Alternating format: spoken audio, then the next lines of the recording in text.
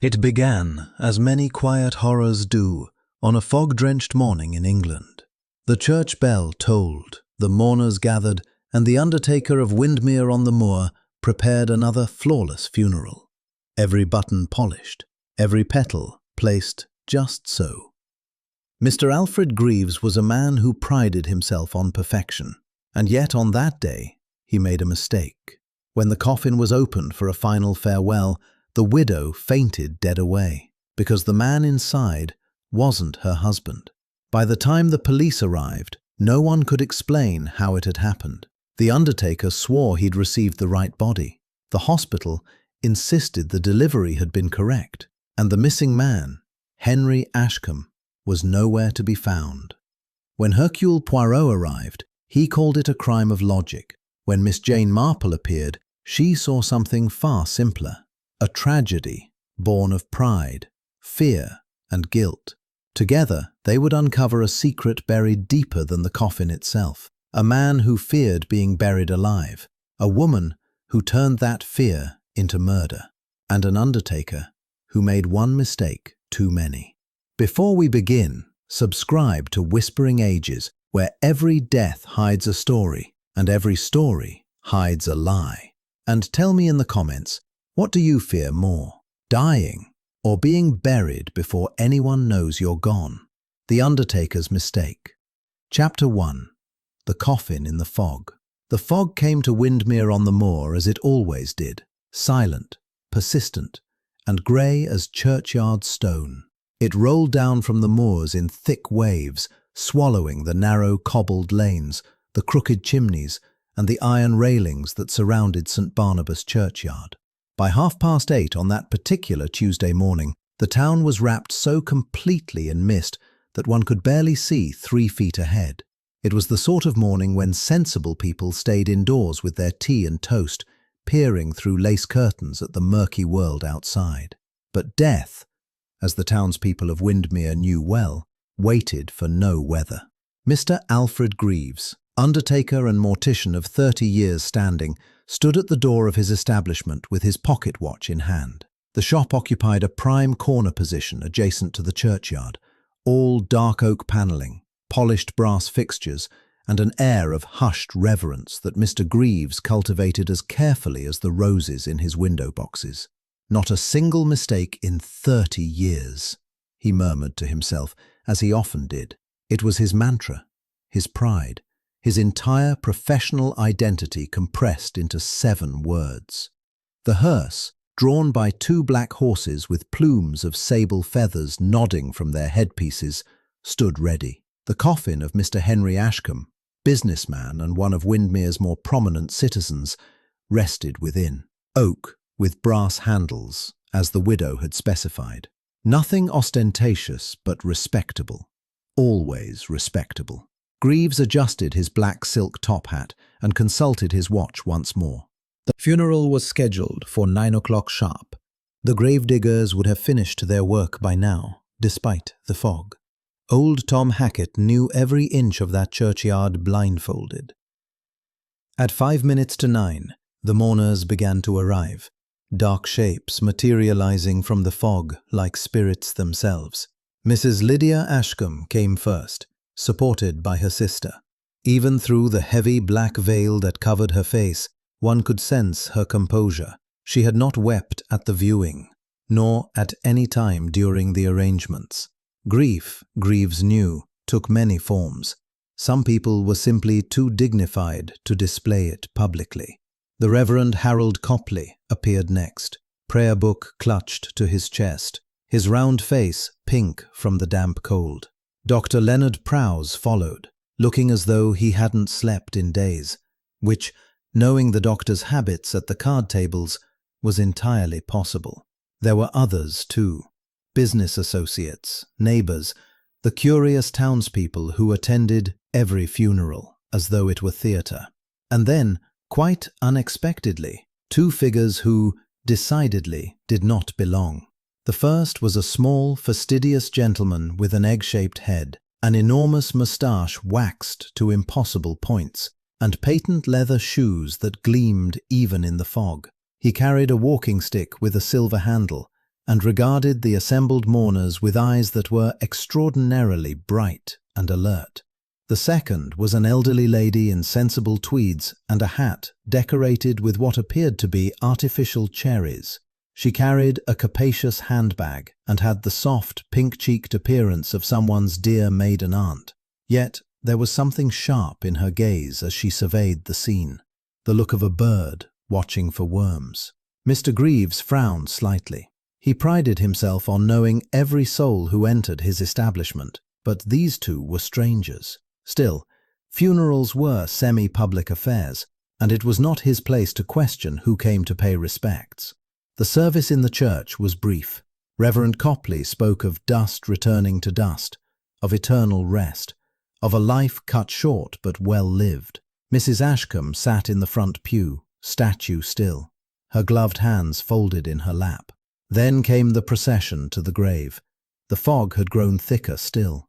The mourners moved slowly, following the coffin like a dark, serpentine creature winding through the headstones. The grave waited, a raw wound in the earth, its edges sharp and clean. The pallbearers set the coffin on the straps.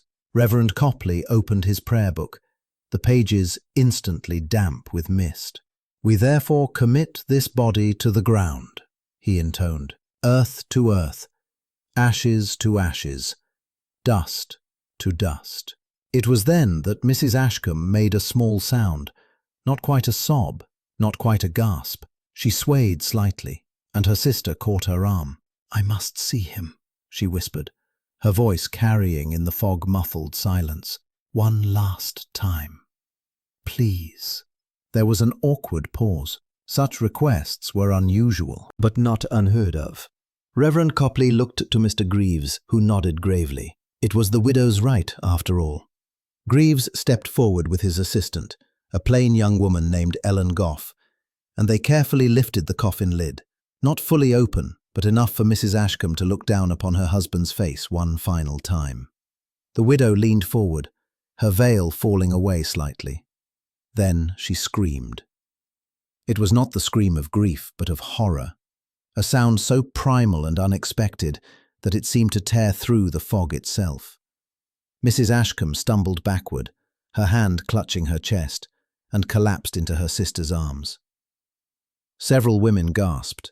Dr. Prowse rushed forward, and Reverend Copley, his face pale as communion bread, pulled back the white shroud completely.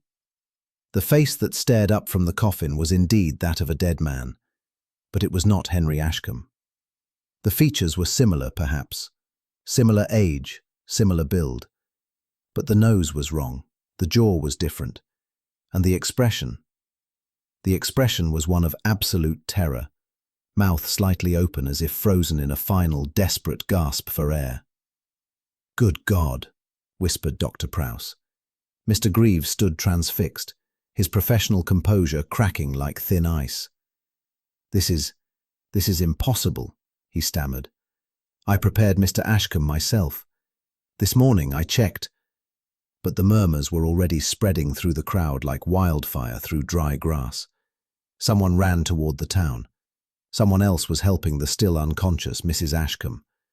And standing slightly apart from the chaos, the small gentleman with the magnificent moustache turned to the elderly lady in tweeds. "Most interesting, n'est-ce pas, mademoiselle?" said Hercule Poirot. "Oh yes, Mr. Poirot," replied Miss Jane Marple. "Most interesting indeed." Chapter 2. A Town in Shock. The Windmere police station occupied a small brick building on Market Street, notable mainly for its complete lack of crime-related activity. Sergeant William Dobbs, who had held the position for 23 years, could count on one hand the number of serious incidents he'd investigated. 2 cases of sheep theft, 1 incident of arson, turned out to be an accident with a dropped pipe, and a particularly vicious dispute over a property boundary that had nearly come to blows. A body in the wrong coffin, however, was decidedly outside his area of expertise. "I've sent for someone from Scotland Yard," he told the assembled group in his office, wiping his forehead with a handkerchief. "Though God knows when they'll arrive in this fog." Meanwhile, I'll need statements from everyone involved. The everyone involved currently included Mrs. Lydia Ashcombe, recovered from her faint but still pale. Mr. Alfred Greaves, looking 10 years older than he had that morning. Dr. Prowse, who had examined the body in the coffin, and Reverend Copley, who seemed to feel personally responsible for the scandal. Also present, though not strictly required to be, were Hercule Poirot and Miss Jane Marple. Poirot had introduced himself with a card that identified him as a private detective of some renown. "I happened to be passing through your charming town, Sergeant, on my way to deliver a lecture in York. The case, it intrigues me. And I," added Miss Marple pleasantly, "am visiting my old school friend, Mrs. Trelawney, who lives on Orchard Lane.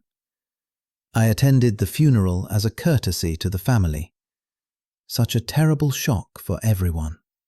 Sergeant Dobbs, who was not immune to the prestige of having a famous detective take interest in his case, had readily agreed to their presence. "Now then," he said, consulting his notebook, "Mr. Greaves, you're quite certain you prepared Mr. Ashcombe's body yourself?" The Undertaker's hands trembled as he clasped them together. "Absolutely certain, Sergeant. The body was delivered from the hospital on Friday evening. Mr. Ashcombe died of heart failure, according to Dr. Prowse's certificate. I followed all proper procedures: washing, dressing, embalming. I would stake my reputation on it." "Your reputation," murmured Poirot, "is precisely what is at stake, n'est-ce pas?" Greaves flinched. "The body you prepared," continued Poirot, his green eyes fixed on the Undertaker's face. "You are certain it was Mr. Ashcombe? You knew him, of course?" Yes, I knew him, though I confess the dead often look different than the living. But it was him. I'm sure of it." "And the coffin," said Poirot. "It remained in your establishment until this morning?" "In the mortuary chapel, yes. Locked. I have the only key." "And yet," said Poirot softly, "this morning, a different man lay in that coffin." The silence that followed was broken by Dr. Prowse clearing his throat. "I've examined the body, the one from the coffin. Death occurred approximately 3 to 4 days ago. Cause appears to be suffocation, though I'll need a proper post-mortem to be certain." "Suffocation?" repeated Miss Marple thoughtfully.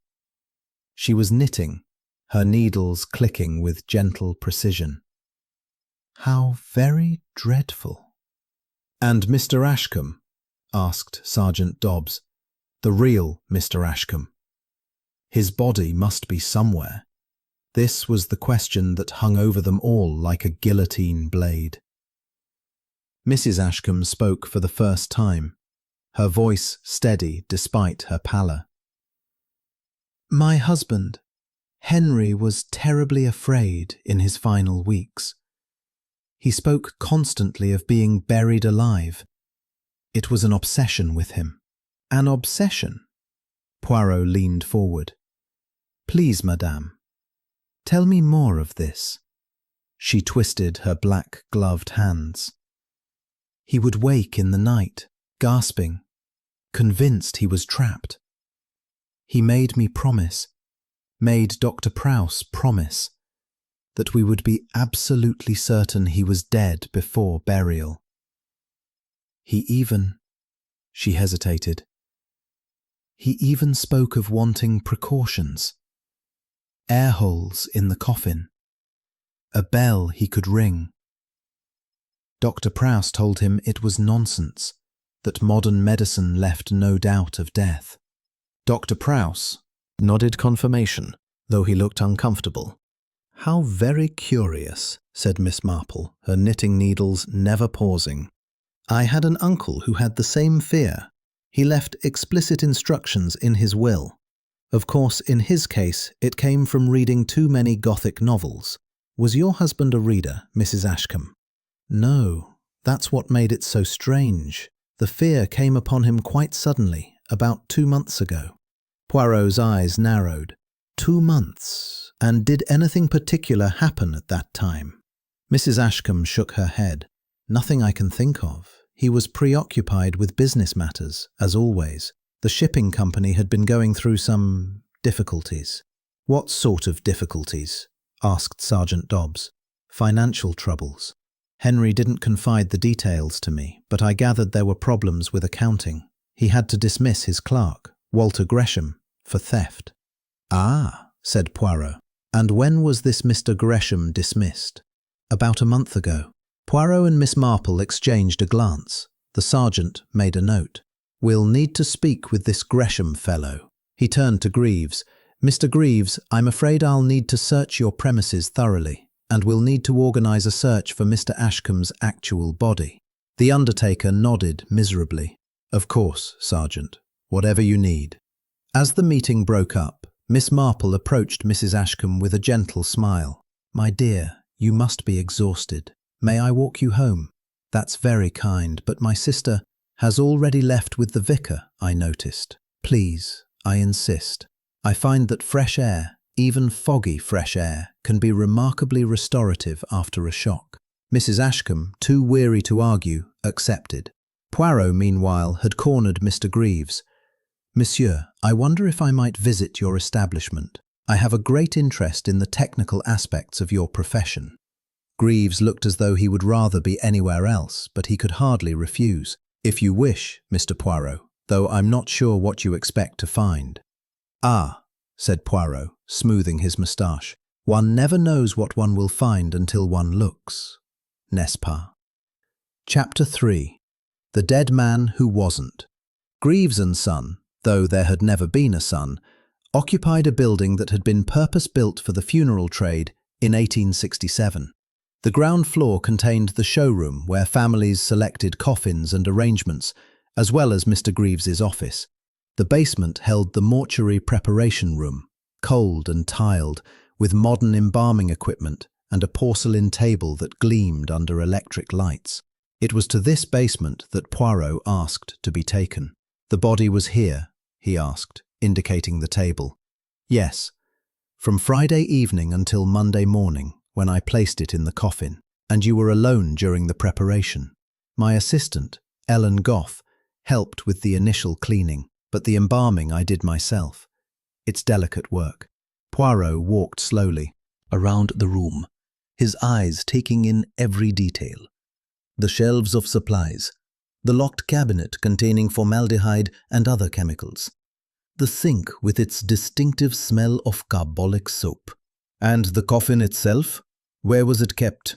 "Upstairs, in the chapel of rest. Would you like to see it?" They climbed back up to the ground floor. The chapel was a small room with stained glass windows and several wooden pews. At the front, on a raised platform, sat the empty coffin, the one that had held the wrong body. Poirot approached it slowly, almost reverently. He examined the exterior first. The brass handles, the polished wood, the small brass plate with Henry Ashcombe's name and dates engraved upon it. Then he bent to look inside. The white satin lining was rumpled where the body had lain. Poirot took out a jeweller's loupe and examined it closely, then turned his attention to the lid. "Monsieur Greaves," he said suddenly, his voice sharp. "Come here, if you please." The Undertaker approached nervously. "Look here." Poirot pointed to the inside of the lid. "What do you make of these marks?" Greaves peered at the spot. There were several fine scratches in the wood, barely visible but definite. They ran in parallel lines, as though something, or someone, had clawed at the surface. I don't know," stammered Greaves. "Perhaps from the nails when the lid was being fitted?" "Perhaps," said Poirot. But his tone suggested he thought otherwise. He straightened and fixed Greaves with a penetrating stare. "Monsieur, I believe you have not told us everything. I do not accuse you of murder. No, no. But I think there is something you have kept back. A small thing, perhaps. But in murder, there are no small things." Greaves's face crumbled. He sank onto one of the pews, his head in his hands. "I did nothing wrong," he whispered. "I followed my client's instructions." "Instructions?" Poirot's voice was gentle now. "Tell me, monsieur. 3 nights ago, Saturday night, I found an envelope pushed under my door. Inside was a letter and £50 in cash. The letter instructed me to place the coffin in the ground quickly and quietly. No viewing, no delay. It was signed by Mrs. Ashcombe. You still have this letter? In my safe. I kept it because £50 is a great deal of money, and I wanted proof of where it came from. May I see it?" 5 minutes later, Poirot was examining the letter. It was written on good quality paper in an educated hand. "Mr. Greaves, my husband's fears about premature burial have made this time even more difficult than it should be. I know his worries were irrational, but I wish to respect them nonetheless. Please, ensure the burial proceeds without delay and without opening the coffin again after you have sealed it. The enclosed should cover any inconvenience. L. Ashcombe." "You believed this to be genuine?" asked Poirot. "I had no reason to doubt it. Mrs. Ashcombe is a respectable woman." "And you did as instructed? You sealed the coffin and did not open it again?" "I sealed it on Monday evening, yes, as I always do before a funeral." "But you did not open it again afterward, to check?" Greaves shook his head. "Why would I? The funeral was the next morning." Poirot folded the letter carefully.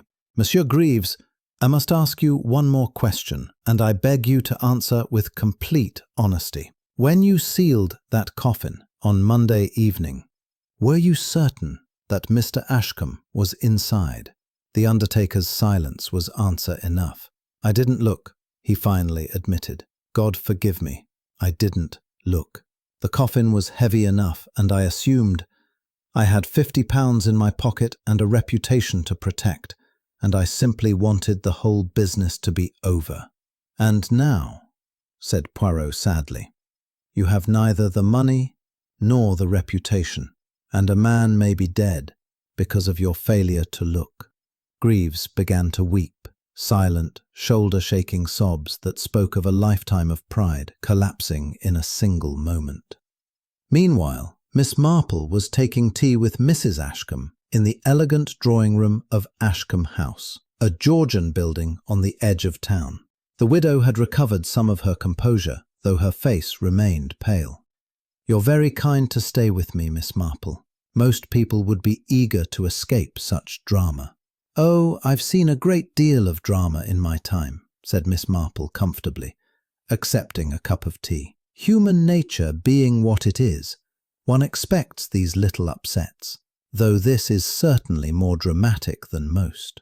Mrs. Ashcombe sat down heavily. "I keep thinking I must be going mad. How can Henry simply vanish? And who was that man in his coffin?" "Quite a mystery," agreed Miss Marple. She sipped her tea thoughtfully. "Your husband's fear of being buried alive. Forgive me for pressing, but it does seem relevant. Did he discuss it with anyone besides yourself and Dr. Prowse?" I'm not sure. He may have spoken to Mr. Greaves about it. Henry made several visits to the funeral parlour in recent weeks." "Did he indeed? Before he died?" "Yes. I thought it morbid at the time, but he said he was simply making arrangements in advance, getting his affairs in order." "How very provident of him," murmured Miss Marple. "And his business troubles, were they very severe?" Mrs. Ashcombe's hand trembled slightly as she set down her cup. "I believe so, yes. Henry was worried about something. He became withdrawn, secretive. He started drinking more than was his habit. And then there were the whispers. Whispers? In town. You know how people talk. They said money was missing from the company accounts. They said Henry was being investigated. Her voice dropped. They said he might go to prison. How very distressing for you, said Miss Marple sympathetically. And was it true? Mrs. Ashcombe met her eyes directly. I don't know, Miss Marple. My husband did not confide in me about business matters, but I feared it might be true. And if it was, she paused. If it was, then perhaps Henry's death was more of a blessing than a tragedy. It was a remarkably frank admission, and Miss Marple noted it carefully. You must forgive me for asking, my dear, but did your husband have any enemies? Anyone who might wish him harm? Everyone has enemies, Miss Marple. A businessman makes them daily, but someone who would do this, switch his body, terrify an entire town. She shook her head. I cannot imagine it. There was a knock at the door, and a maid entered with a message. Mrs. Ashcombe read it and sighed. The police wish to search the house. They're looking for Henry's body, I suppose. She stood. I must deal with this. Thank you for your kindness, Miss Marple. Not at all, dear. I'll see myself out. But as Miss Marple left Ashcombe House, she was thinking hard. The widow's composure was remarkable, perhaps too remarkable. And that comment about Henry's death being a blessing was very revealing indeed.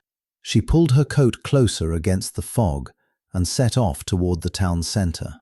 She had a particular destination in mind, the local tea shop, where the women of Windmere gathered to exchange news and gossip.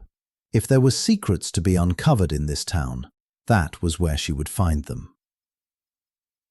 Chapter 4. The Suspects of Windmere. The Copper Kettle Tea Shop occupied a narrow building on High Street. Its windows steamed from the warmth inside. Miss Marple entered to find it crowded with women, all talking at once about the morning's scandal. Never heard of such a thing. Poor Mrs. Ashcombe. The shock. Always said there was something odd about that man. Miss Marple settled at a small table near the window and ordered tea and scones. Within minutes she had been adopted by a group of local ladies who were eager to share their knowledge with this sympathetic stranger. Of course, Mr. Ashcombe was a difficult man, confided Mrs. Beatrice Wilcox, who ran the post office and knew everyone's business. Not unkind exactly, but hard. Drove his employees mercilessly. My nephew worked at his shipping office for a time and said Mr. Ashcombe would dismiss a man for the smallest error. How very unfortunate, murmured Miss Marple.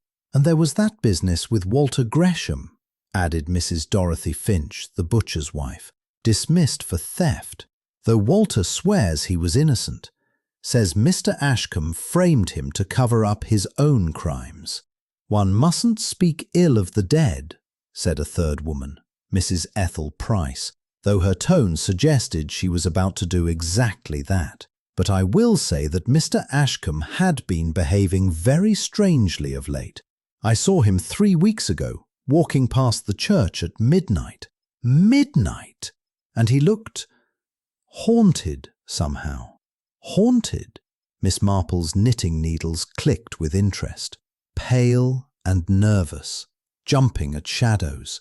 My husband said he'd seen him several times, late at night, just wander in the streets.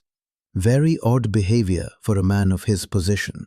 And poor Ellen Goff, sighed Mrs. Wilcox. Such a plain girl and utterly devoted to Mr. Greaves. She's worked at the funeral parlor for 5 years now. I don't think she has any other prospects. This scandal will ruin her, along with Mr. Greaves. Ellen is a good girl, said Mrs. Finch defensively. Sharp as a tack, too. Nothing gets past her. I've often thought she was wasted on undertaking. She had no fondness for Mrs. Ashcombe, though, added Mrs. Price. I saw them have words once, outside the chemist's. Ellen looked positively furious, and Mrs. Ashcombe was all cold dignity. I wondered what it was about. Miss Marple made mental notes of all this.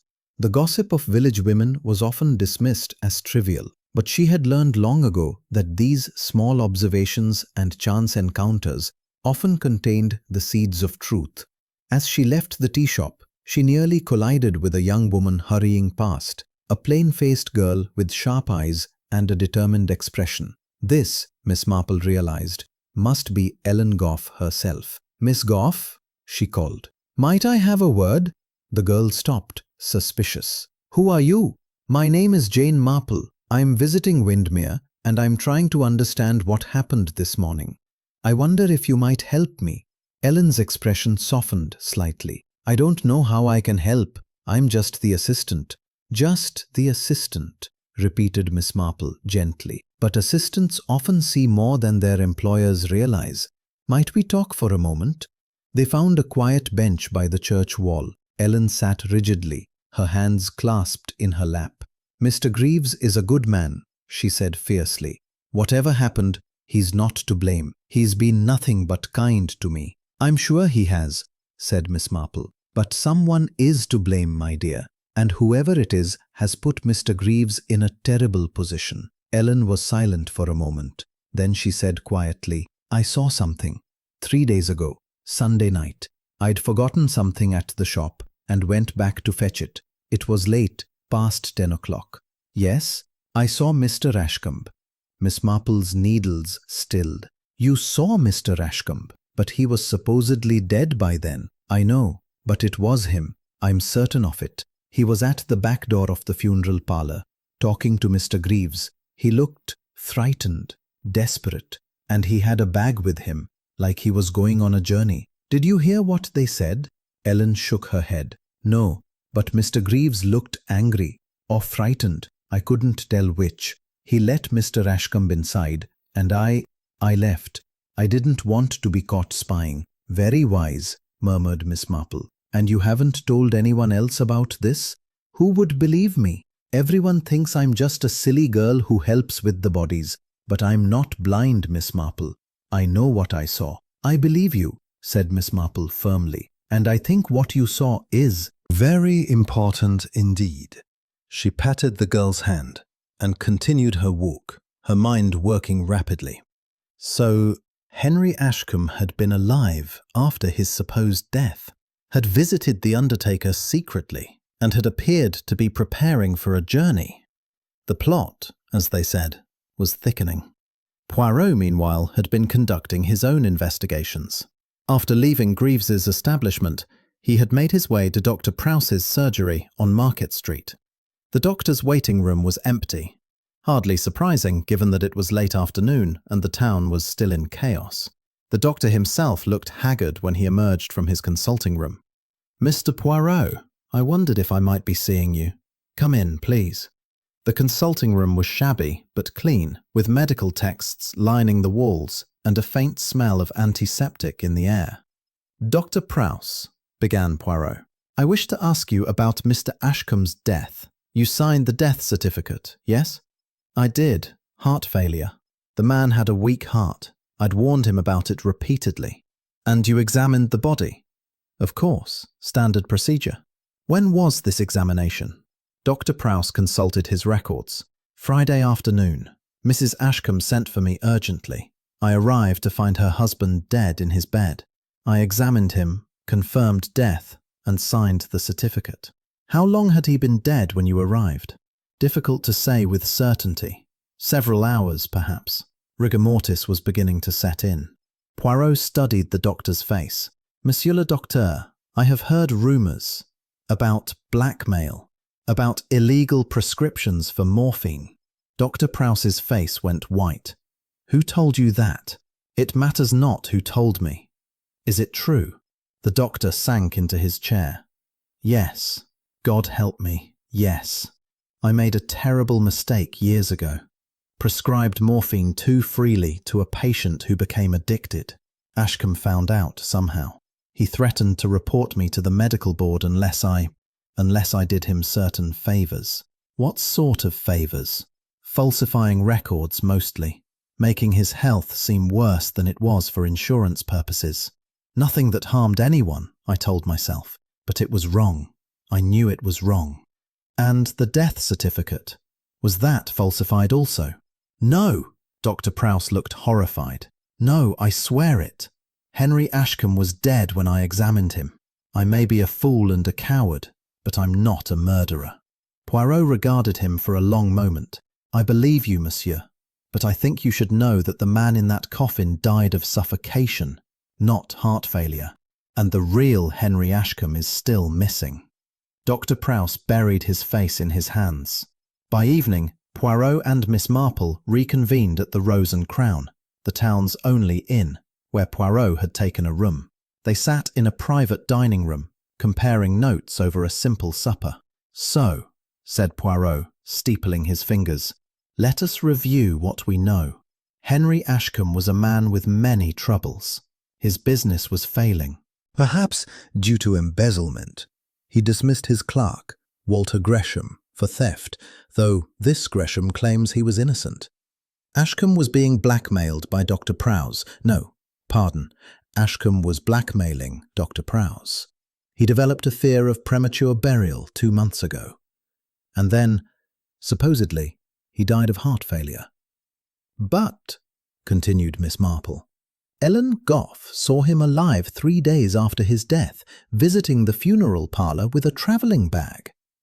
Mrs. Ashcombe received, or someone claiming to be her received, £50 to ensure the coffin was sealed quickly. And when the coffin was finally opened, it contained not Mr. Ashcombe, but an unknown man who died of suffocation. Precisely, said Poirot. The question is, where is the real Henry Ashcombe? Dead, presumably, said Miss Marple. Either murdered or perhaps, she paused, perhaps still alive and running from his crimes. An interesting theory, mademoiselle. But if he is alive and running, then who is the dead man in the coffin? And why? A substitute, suggested Miss Marple, to make everyone think Mr. Ashcombe was dead while he made his escape. Possible, yes, but such a plan would require accomplices. Mr. Greaves, certainly, possibly Dr. Prowse, and it would require a body of similar age and build. A vagrant, perhaps, suggested Miss Marple. Someone who wouldn't be missed. Poirot nodded slowly. Yes, this is possible. But there is something that troubles me, mademoiselle. These marks on the inside of the coffin lid, like fingernails, scratching. Miss Marple shivered. You think someone was buried alive after all? I think it is possible, yes. But whether it was Mr. Ashcombe or this unknown substitute, I cannot yet say. They sat in silence for a moment, each lost in thought. There is one person we have not yet considered thoroughly, said Miss Marple. Mrs. Ashcombe herself. Ah, yes, the grieving widow. You have formed an opinion of her. I have. She is a woman of considerable intelligence and self-control. Her comment about her husband's death being more of a blessing than a tragedy struck me as very revealing. And if he truly was embezzling and faced prison, she would have been ruined along with him. So, you think she might have motive for murder? I think, said Miss Marple carefully, that she might have motive for wishing her husband permanently gone. Whether that means murder or merely aiding in his disappearance, I cannot say. Poirot stroked his moustache thoughtfully. Tomorrow I think we must pay a visit to this Walter Gresham. A dismissed clerk with a grievance, he too must be considered. And we must find out who this dead man is. Somewhere, someone must be missing him. Unless, said Miss Marple quietly, he was someone no one would miss. The world is full of such people, Mr. Poirot. Invisible people. Even invisible people leave traces, mademoiselle. We must find those traces. Chapter 5. The Red Herrings. The next morning dawned clearer, the fog having lifted enough to reveal Windmere in weak autumn sunlight. Poirot and Miss Marple met Sergeant Dobbs at the police station, where the sergeant was looking even more harried than the day before. "Scotland Yard's sending someone, but not until tomorrow at the earliest," he reported. "Meanwhile, I've had my constables asking about the dead man. No one locally is reported missing, but we're checking the surrounding areas. And I've sent for Walter Gresham. He should be here within the hour." "Excellent," said Poirot. "And the letter Mrs. Ashcombe supposedly wrote to Mr. Greaves? Have you examined it?" "I have. It's on good paper, and the handwriting looks feminine enough. But I'm no expert. May I see it again?" Dobbs produced the letter from a file. Poirot studied it intently through his jeweller's loupe, then held it up to the light. "Most interesting," he murmured. "Mademoiselle, your eyes are sharper than mine for such things. What do you observe?" Miss Marple took the letter and examined it carefully. "The handwriting is educated and controlled. But see here," she pointed to the signature. "The L in L. Ashcombe is formed differently from the L in please earlier in the letter, and the pressure of the pen changes midway through, almost as if it were copied," finished Poirot. Someone who had seen Mrs. Ashcombe's handwriting, but was not entirely confident in reproducing it. "Forgery," said Dobbs. "Possibly. Or perhaps Mrs. Ashcombe wrote it under duress. Or perhaps—" Poirot paused. "Perhaps Mrs. Ashcombe is a more complex person than she appears." There was a commotion outside, and a constable entered with a thin, bitter-looking man of about 40. This, evidently, was Walter Gresham. "I've done nothing wrong," he said immediately, before anyone could speak. "If this is about Henry Ashcombe, I had nothing to do with whatever's happened to him." "Please, sit down, Mr. Gresham," said Sergeant Dobbs. "We just want to ask you some questions." Gresham sat, his arms crossed defensively. "Go on, then. You were dismissed from Ashcombe's shipping company a month ago," began Dobbs, "for theft, according to Mrs. Ashcombe." "That's a lie," spat Gresham. "I never stole a penny.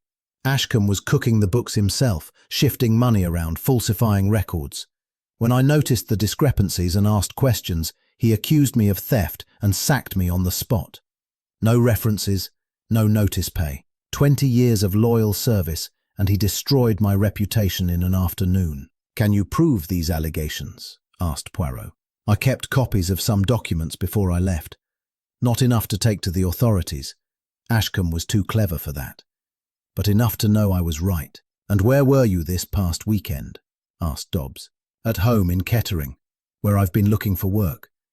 You can ask my landlady. I barely left my room. I've been—" he swallowed. "I've been drinking, if you must know. Not proud of it, but there it is." "Did you have any contact with Mr. Ashcombe after your dismissal?" "None. I never wanted to see the man again." Gresham's voice was thick with bitterness. "But I won't pretend I'm sorry he's dead, or missing, or whatever he is. He deserved everything that's coming to him."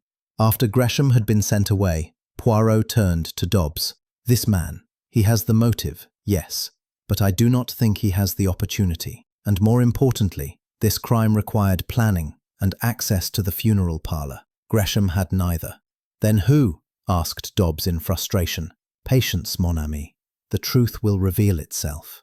That afternoon brought another development. Dr. Prowse completed his post-mortem examination of the unknown corpse and delivered his report to the police station.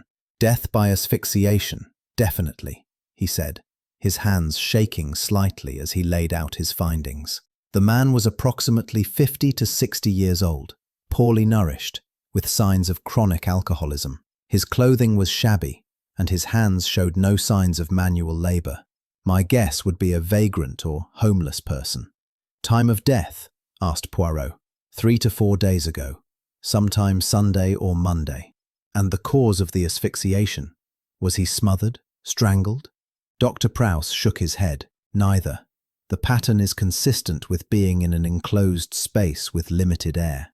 He suffocated slowly, over several hours." "In the coffin?" said Miss Marple quietly. "He was sealed in the coffin and left to die." The horror of it settled over the room. "But why?" asked Dobbs. "Why would anyone do such a thing?" "Because," said Poirot slowly, Someone needed a body to take the place of Henry Ashcombe. And if you need a body, and you do not wish to commit murder in the conventional sense, what better way than to seal a dying man? A drunk, perhaps, or a vagrant, in a coffin, and let nature take its course. It is murder, yes, but at one remove. Easier on the conscience, perhaps. Monstrous, breathed Dobbs. Indeed, agreed Poirot, but effective.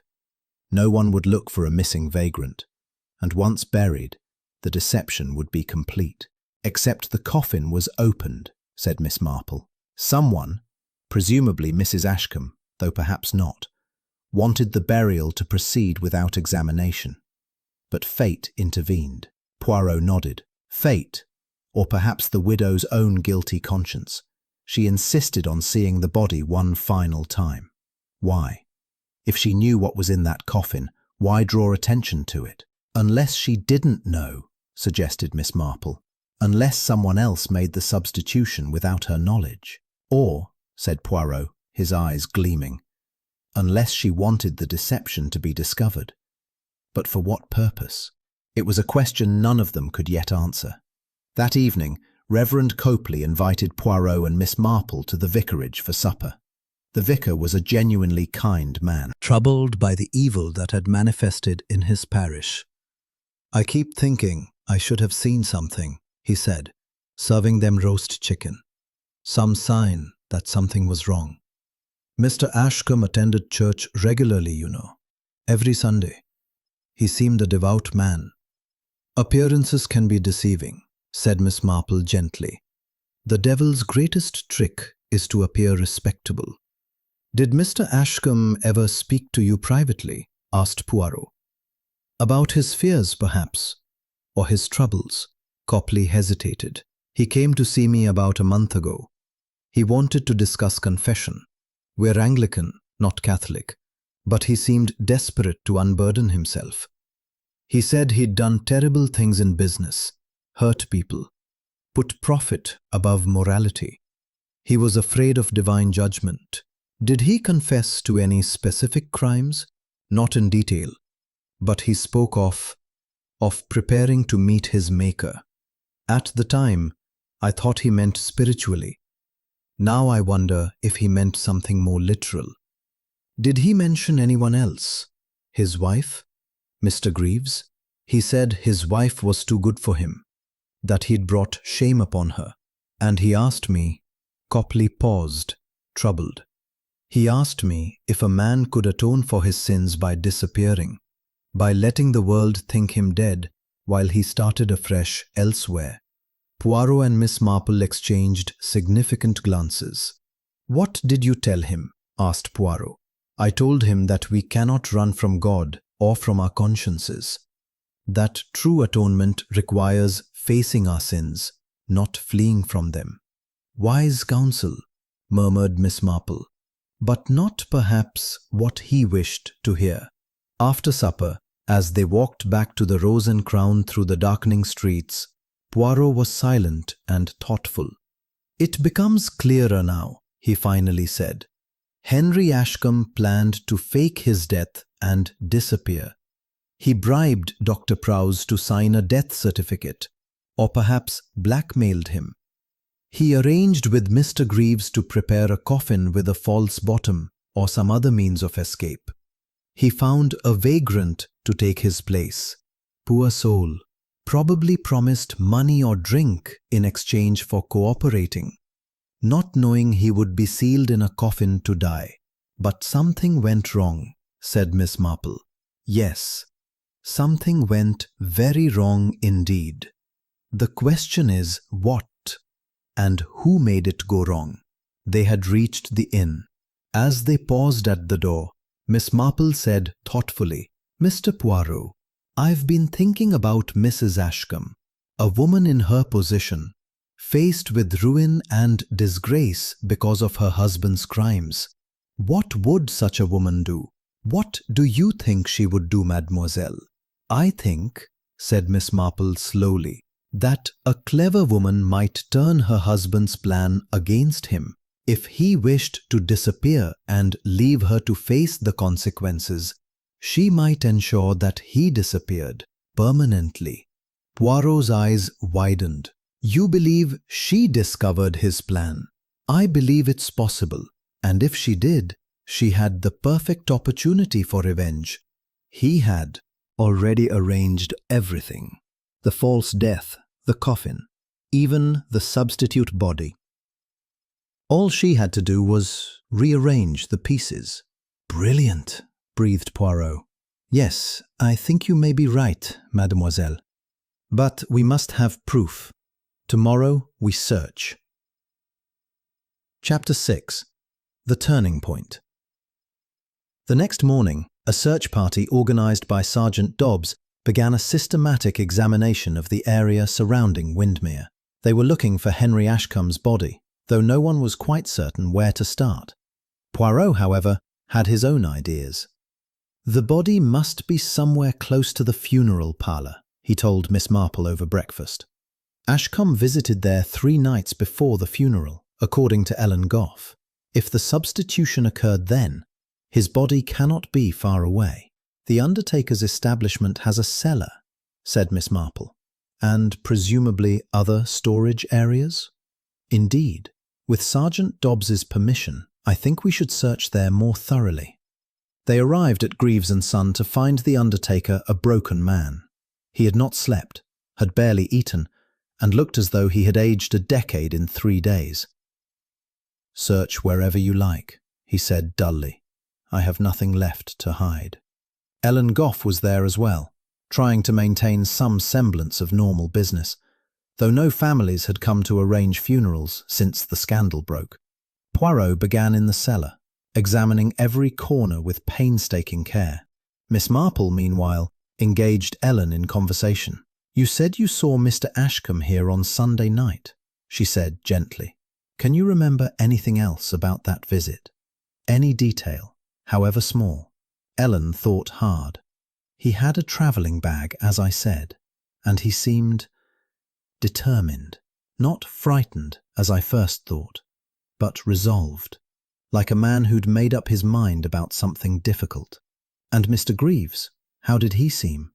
Angry or upset? He kept shaking his head, like he was refusing something. But then Mr. Ashcombe said something I couldn't hear, and Mr. Greaves's face went white. After that, he let him in. Blackmail, murmured Miss Marple. Mr. Ashcombe threatened him with something. From the cellar came a sudden shout. Mademoiselle, Sergeant, come quickly! They hurried down to find Poirot standing before a large wooden storage cabinet. He had pulled it away from the wall to reveal a small door behind it, a door that opened onto a coal chute leading to the street above. This, said Poirot, is how our murderer entered and left without being seen from the front of the building. But it was what lay inside the cabinet that made them all go cold. Behind several empty coffins, covered by a tarpaulin, was a second body. It was Henry Ashcombe. Dr. Prowse was summoned to examine the body on site. His hands shook as he worked, but his professional training held. Dead approximately 4 days, he reported. Same time frame as the other body. Cause of death? He paused, his face grim. Asphyxiation, but this time, definitely from being in an enclosed space. Look here. He pointed to Ashcombe's hands. The nails were broken and bloody. His fingers were scraped and torn. He clawed at something desperately, for hours by the look of it. Poirot examined the body's clothing. Ashcombe was dressed in a nightshirt, the same nightshirt presumably that he had been wearing when he died. He never left this building, said Poirot quietly. He came here on Sunday night, believing he was arranging his escape. Instead, he found his tomb. But where was he sealed? Asked Dobbs. If not in the coffin? Poirot looked around the cellar. His eyes fell on a large wooden chest in the corner, the sort used for storing linens and funeral cloths. He opened it. The inside was lined with metal, airtight when sealed. And on the inside of the lid were fresh scratch marks. "Here," he said softly. "This is where Henry Ashcombe died, sealed in this chest, clawing for air, while the vagrant was placed in the coffin upstairs. A substitution, yes, but not the one Ashcombe had planned." "Good God," whispered Dobbs. "Who could do such a thing?" "Someone," said Poirot, "who knew of Ashcombe's plan. Someone who had access to this building. Someone who wanted Ashcombe dead, but also wanted his death to appear natural. Or at least, to appear as a bungled escape attempt." He turned to face them all, his face grave. "Mes amis, I know who killed Henry Ashcombe, and tomorrow we shall have our confession. But tonight we must set a trap." That evening, Poirot visited Mrs. Ashcombe at her home. She received him in her drawing room, still dressed in mourning black, still composed and elegant. "Mr. Poirot, have you found my husband?" "I have, madam. He is dead. Murdered, in fact." She closed her eyes briefly. "I see. And do you know who killed him?" "I believe so, yes. But I wish to speak with you first, madam, to understand." "Understand what?" "Why you did nothing to stop it." Mrs. Ashcombe's face remained impassive. "I don't know what you mean." "I think you do, madam. Your husband planned to fake his death and flee his debts. You knew of this plan. Perhaps he told you. Perhaps you discovered it. Either way, you knew. And you did nothing to prevent his murder." "How could I prevent something I knew nothing about?" Poirot smiled sadly. "Because, madam, you wrote the letter to Mr. Greaves. The letter with the £50, instructing him to seal the coffin quickly. You knew your husband would be coming to the funeral parlour that night. You knew what was planned. And you knew that someone else would be there as well.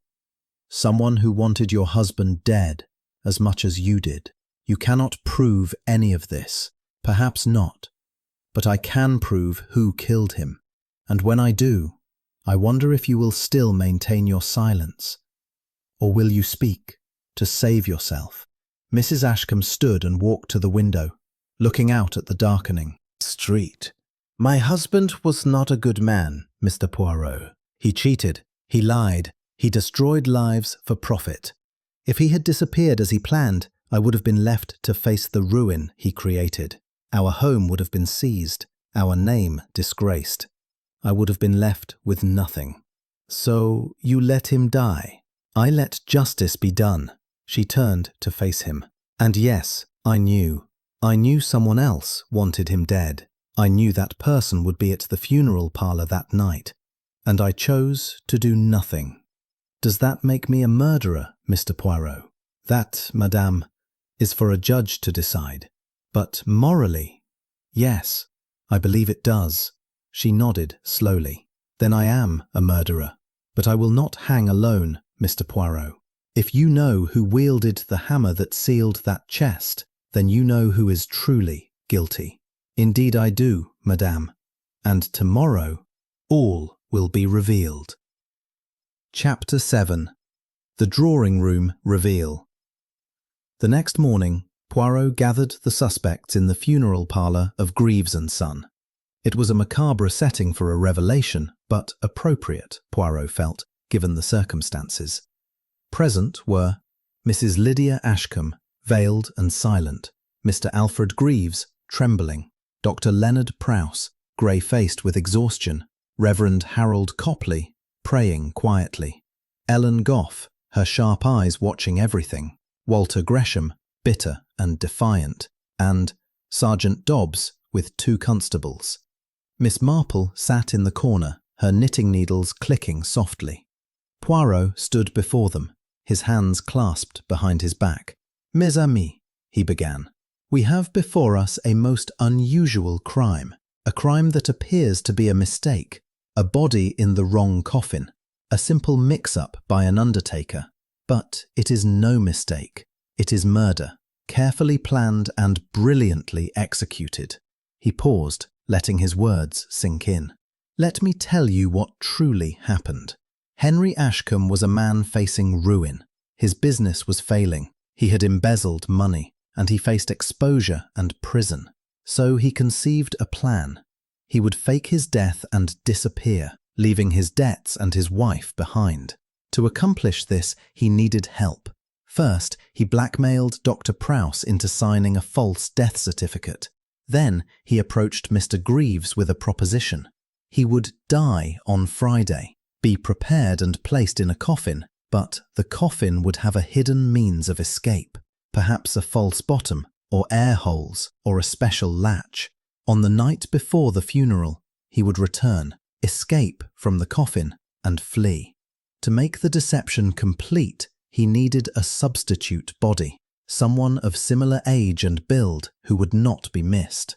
He found such a person, a vagrant, a drunk, someone who could be lured with the promise of money or drink. This poor soul was brought to the funeral parlour on Sunday night, drugged or drunk into unconsciousness, and placed in the coffin. The plan was for him to be discovered eventually, causing confusion but no real harm. But someone knew of this plan, someone who had their own reasons for wanting Henry Ashcombe dead. And that person made a small but fatal adjustment. Poirot turned to face Ellen Goff. "You, mademoiselle, you killed Henry Ashcombe." There was a collective gasp. Ellen went white, then red. "That's absurd," she cried. "Why would I—" "Because," said Poirot quietly, "Henry Ashcombe was your father." The silence was absolute. 26 years ago, Poirot continued, Henry Ashcombe had an affair with a young woman named Mary Goff. She became pregnant. Ashcombe, not wanting scandal, paid her to go away and keep silent. Mary Goff raised her daughter alone, in poverty and shame, until she died 5 years ago. The daughter, Ellen, came to Windmere to work for Mr. Greaves, and to be close to the father who had abandoned her. She never approached him. She simply watched him live his comfortable life with his respectable wife, while she worked among the dead for pennies. The resentment grew. And when she learned of his plan to fake his death and escape justice once again, she decided he would not escape. Not this time. Ellen's face crumbled. Tears streamed down her cheeks. "He deserved it," she whispered. "He destroyed my mother. He left us with nothing, and he was going to run away again, leaving Mrs. Ashcombe to suffer as my mother suffered. I couldn't let him do it." "So you came here on Sunday night," said Poirot. "You knew he would come to make the final arrangements with Mr. Greaves. You waited until they had placed the vagrant in the coffin and Ashcombe had paid Mr. Greaves his final bribe. You waited until Mr. Greaves had gone upstairs, troubled and conflicted. And then you confronted your father. What did you say to him? Did you tell him who you were? Did you give him a chance to acknowledge you?" Ellen sobbed. I told him I was his daughter." "Do you know what he said?" "He said it was unfortunate, but it changed nothing. He said he had more important things to worry about than a bastard child from 30 years ago. Those were his words. More important things." "So you attacked him?" "I made him drink. I had chloroform. Mr. Greaves keeps it for the embalming. I forced him to breathe it until he collapsed. Then I dragged him to the storage chest, the airtight one, and I sealed him inside." Her voice was cold now, distant. "I wanted him to know what it felt like. to be trapped, to suffocate slowly, to die alone in the dark with no one to help him. And the vagrant in the coffin? I nailed it shut. Mr. Greaves had left it unsealed, as Ashcombe had paid him to do, but I sealed it properly. I wanted everyone to think it was just an ordinary burial, until Mrs. Ashcombe opened it and discovered the truth. I wanted the scandal. I wanted the world to know what kind of man Henry Ashcombe really was. Mrs. Ashcombe spoke for the first time, her voice shaking. "You let me think it was my husband in that coffin. You let me scream and faint and—" "Yes," said Ellen simply. "Because you knew too. You knew what he was planning. Mrs. Wilcox at the post office told me she saw you mailing a letter to yourself. The letter with the £50 that you claimed came from Mrs. Ashcombe. You forged your own handwriting to give Mr. Greaves an excuse to seal the coffin. You wanted your husband's plan to succeed, as long as you got your insurance money and were free of him." Mrs. Ashcombe sank back in her chair, silent. Sergeant Dobbs moved forward. "Ellen Goff, I'm arresting you for the murder of Henry Ashcombe and—" he paused. "And the vagrant, whose name we still don't know." "His name was Thomas," said Ellen quietly. "Thomas Bramble. He told me before I sealed the coffin. He said he had a daughter once, but he'd lost her to drink and poverty. I think he reminded me of what my father might have become if he'd had a conscience." As the constables took Ellen away, Poirot turned to Mrs. Ashcombe. "You, madame, are guilty of conspiracy, if not murder. You knew your husband's plan and did nothing to stop his death." "I know," she said quietly, "and I will have to live with that. But Mr. Poirot, may I ask, how did you know about Ellen being his daughter?" "The parish records," said Miss Marple, speaking up from her corner. "I visited the church in the next town over and looked through the baptismal records. Ellen Goff, baptized 26 years ago, mother Mary Goff, father unknown. But Mary Goff had worked as a maid in Henry Ashcombe's household before her dismissal. The dates matched.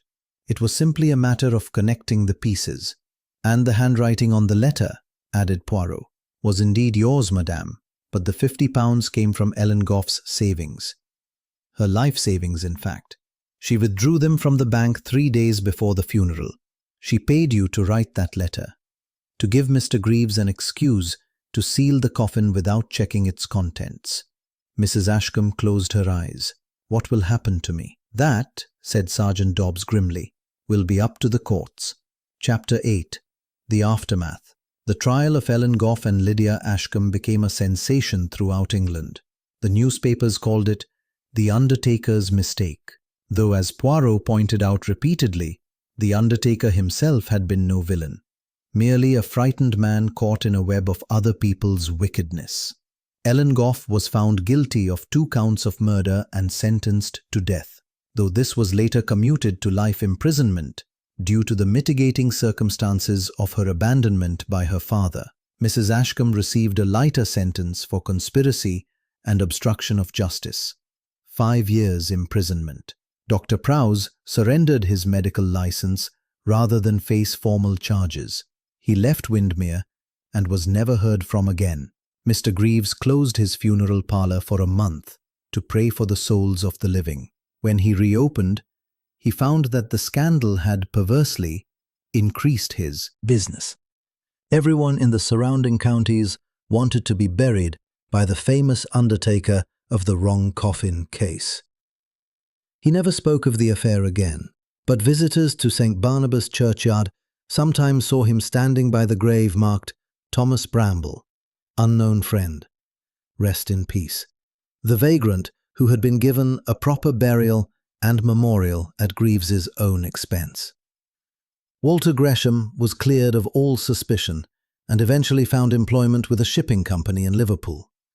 He never returned to Windmere. Reverend Copley conducted a special service of remembrance for all involved, speaking eloquently about the wages of sin the dangers of pride, and the ultimate impossibility of escaping divine justice, or one's own conscience. A week after the trial concluded, Poirot and Miss Marple met for tea one final time before parting ways. "A sad case," said Miss Marple, pouring tea with steady hands. "So much suffering from one man's selfishness." "Indeed," agreed Poirot. "Henry Ashcombe created his own destruction. He feared being buried alive, and in the end that fear became reality, though not in the way he imagined." "The irony is rather dreadful," said Miss Marple. "He arranged everything for his escape, and instead arranged everything for his death. The coffin, the substitute body, the secret visit to the funeral parlour, all of it made his murder possible." "Control," said Poirot, selecting a biscuit. "He wanted to control even his own death, his own disappearance. But control, as I have observed, is the most fatal illusion. We control nothing in the end." "No," agreed Miss Marple. "Though people do keep trying, don't they? Mrs. Ashcombe tried to control her fate by letting her husband die. Ellen tried to control her revenge. Henry tried to control his escape. And in the end, none of them controlled anything at all." "Except," said Poirot thoughtfully, "perhaps we did, mademoiselle. We controlled the revelation of truth. We brought order from chaos, light from darkness. That is something, no?" "I suppose it is," said Miss Marple with a small smile. "Though I must say, Mr. Poirot, I don't think I've ever encountered a case quite so tangled. Bodies in wrong coffins, forged letters, blackmail, embezzlement, murder by suffocation. Ah, but that is what makes the detective work interesting, n'est-ce pas? If every case were simple, where would be the challenge?" "True enough." Miss Marple folded her knitting and placed it in her bag. "I shall be returning to St. Mary Mead tomorrow. My friend has been very patient with my absence, but I think she's ready for me to leave. All this excitement has been rather too much for Windmere. And I to my lecture in York, which I am now embarrassingly late for. They will forgive me, I think, when they hear why I was detained." They stood and shook hands formally. "It has been a pleasure working with you, Mademoiselle Marple. Your observations were invaluable." "And yours, Mr. Poirot. Though I must say I had already suspected Ellen before you revealed it." Poirot's eyebrows rose. "Had you indeed? And you did not say?" "Well, I wasn't entirely certain, but I noticed how she looked at Mrs. Ashcombe during the funeral. Such hatred, such bitter resentment. It seemed excessive for a mere employee. And then there was her comment about Mrs. Ashcombe, that the ladies mentioned in the tea shop they'd had an argument outside the chemist. I wondered what that might have been about." "And you concluded that there was some personal connection between them, a family connection, perhaps?" "Once I found the baptismal records, everything made sense." Poirot laughed delightedly. "Mademoiselle, you are formidable. We must work together again sometime."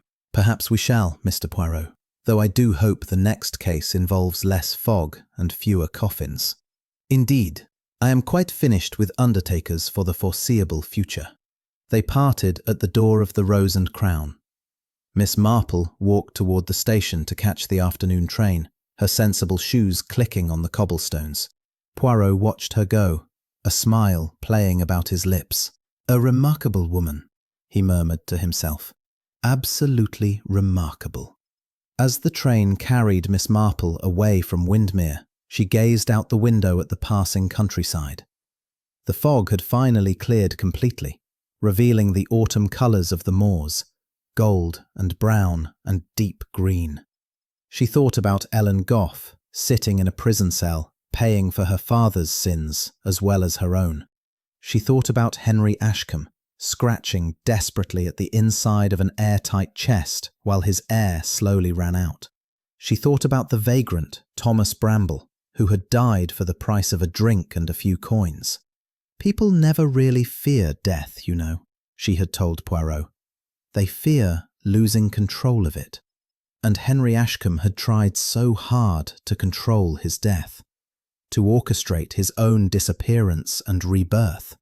Instead, he had orchestrated his own murder. There was a lesson there, Miss Marple reflected, about pride and control and the futility of trying to escape one's own nature. But she had been a teacher long enough to know that most people never learned such lessons until it was too late. She took out her knitting, a scarf she was making for her nephew, and began to work, her needles flashing in the afternoon light. Behind her, Windmere-on-the-Moor disappeared into the distance, its church spire the last thing visible before the train rounded a curve and the town vanished from sight. In St. Barnabas churchyard, 3 graves stood in a row. One held the remains of Henry Ashcombe, finally laid to rest in the coffin that had been meant for him all along. One held Thomas Bramble, the unknown vagrant who had become a piece in someone else's deadly game. And the third, newer than the others, bore a simple inscription: "Sacred to the memory of Mary Goff, mother and victim, at peace at last." Ellen Goff had paid for that headstone from her prison cell, using the last of her money. Mr. Greaves had placed it himself, free of charge. Not a single mistake in 30 years, Greaves had once boasted. But he had made a mistake. The mistake of being human, of being afraid, of letting himself be used by those stronger and more ruthless than himself. In the end, perhaps that was the real lesson of the Undertaker's mistake. That everyone makes mistakes, that everyone has weaknesses, and that the line between victim and villain is often thinner than we'd like to believe. As the church bell tolled for evensong, the Reverend Harold Copley stood in his pulpit and spoke of justice, mercy, and the mysterious ways of providence. "We may not understand why things happen as they do," he told his diminished congregation. Many had stopped attending after the scandal. "But we can trust that truth will always come to light, and that justice, though sometimes delayed, will ultimately prevail." The fog rolled in again that evening, as it always did. It crept through the streets of Windmere, wrapping the town in its familiar grey embrace. The gas lamps flickered to life one by one, casting pools of yellow light that barely penetrated the mist.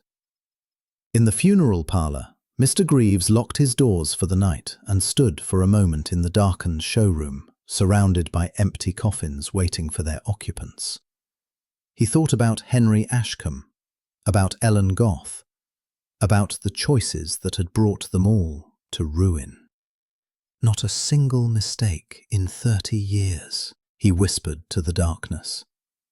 And then one mistake that cost 3 lives.